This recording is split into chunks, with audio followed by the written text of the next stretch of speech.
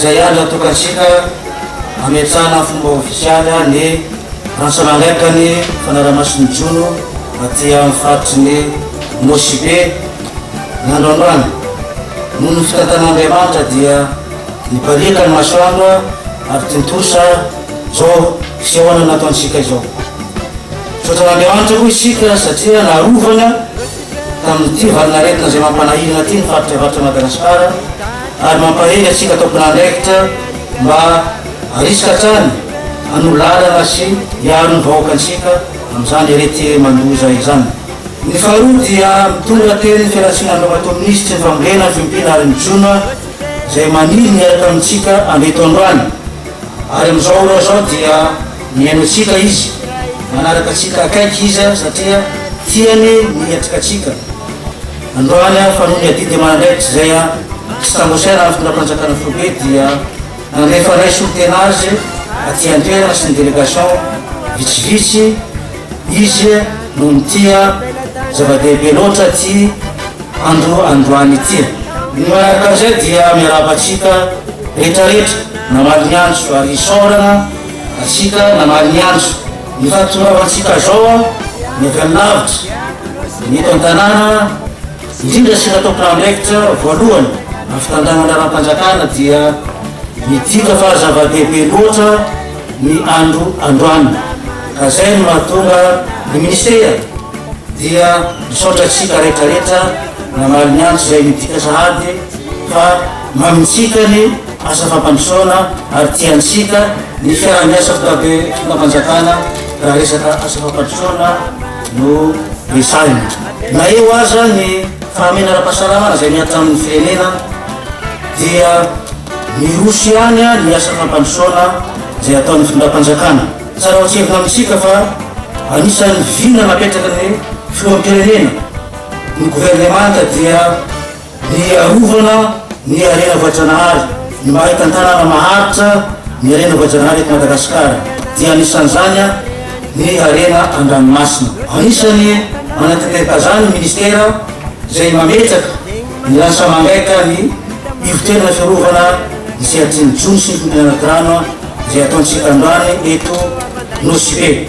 Zany hoe vazavaina amintsika inona marina moa zany asan'izany ivotoerana fanaramasony jony zany zay mapetraka atsika androany.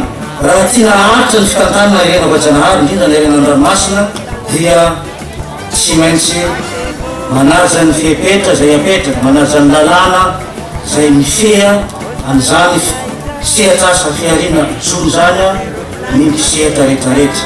Efa misy ny lalàna manankely mifehan'izany resaka ny jony zany eto Madagasikara zay natao hanatsarana io seha-piarina io natao bajena.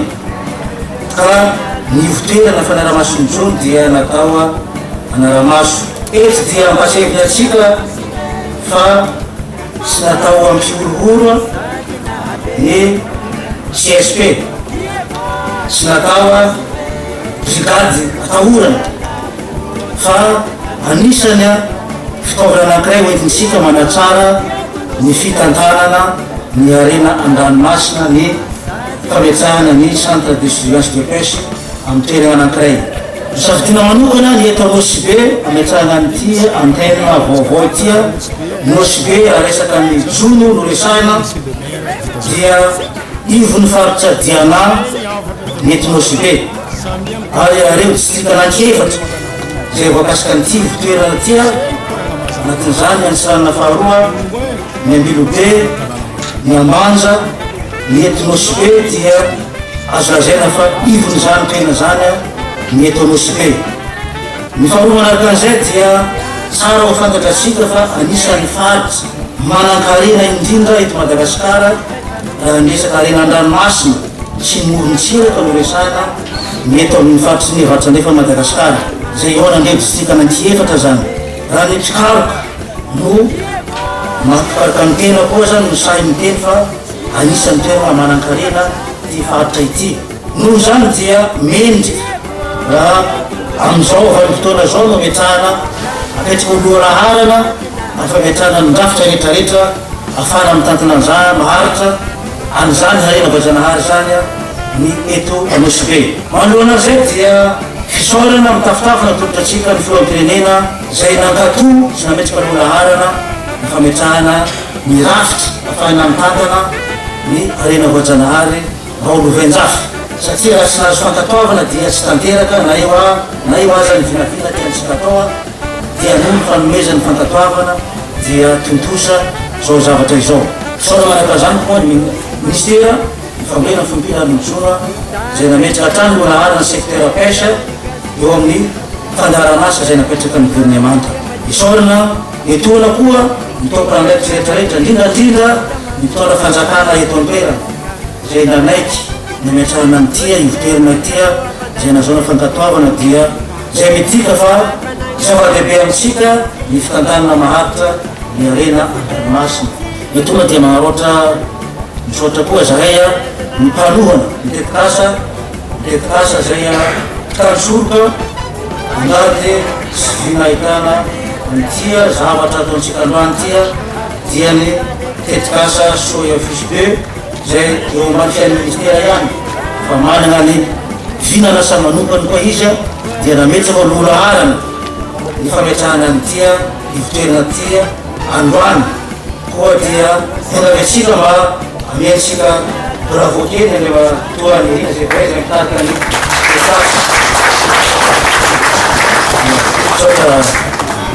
zany fametrahana antenne vaovao na ny ivitoerana vaovao zany dia manomboka am'izany fankatoavana izany avena misehatra ambony angalo amin'ny ministera sy ny tompon'andraikitra dia misy koa ny fametrahana ny bureau zay asana sy navitanana ohatra vaovao tsika satria maika de maika fitondram-panjakana fa zay farana zay teo ihany mavaozy satria manana zany fidrafitrasa zany tsika na somarekakaikay fa nasina fanavaozana dia misy zany bureau zany amizao ary efa misy ny fanavaozana.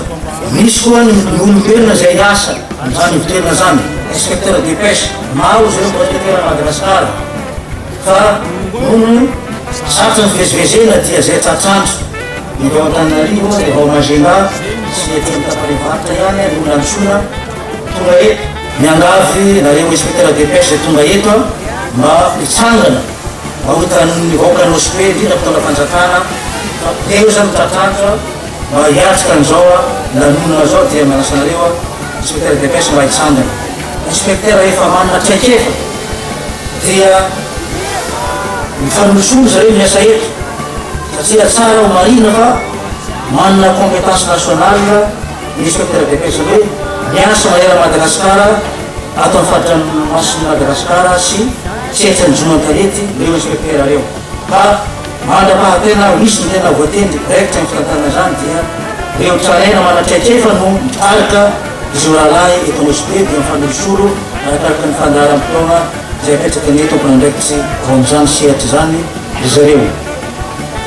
Eo zay n'olombelona zay asa zay dia misy koa ny fitaovana zay vaovao hitansika zao tia vedety engam-pandeha tia mampilay anarana hoe antendromaso. Antendromaso zany dia voambolana iantsona ny antsantsa na ny requin zay engam-pandeha zay somary masitsika fa hitatsika le requin fa tsy mihinamolo antendromaso zany io le requin marteau zay misy maso ny aty reny zay tanisika hoe anisany biby an-dranomasina tena mavitrika zay no namezanarina io sambo vaovao zay voapetraka eto Anosy Be io. Fitaovana zay aoenty miasa ao anatin'izany fanaraha-masony jolo zany. Misy koa ny sambo vaventy antsantsa zay efa miazo nato amin'ny ranomasina ato. Io zany dia sambo mpanaraha-masony jolo an-dranomasina atao amin'ny faritra Madagasikara. Vaovina sina fanavaozana azy io namboarina mba ho tena ho azo ampiasaina anatanteraka ny asan'izany fanaraha-masony jolo zany. Ohatiko mamarana ny lahateny dia mirara zay ny fiaraha-miasa ho antsika rehetrarehetra satria zany fanaraha-masony jolo zany dia asa tsy moramora ary solo vita ny ivotoerana anankiray na ny ministera rera fa tsy maintsy miara-miasa amin'ireo voakasika rehetrarehetra. Ny voalohany amin'izany dia mitondra fanjakana aty amin'ny faritra no voalohany. Anaty ny fiara-miasa io asa io.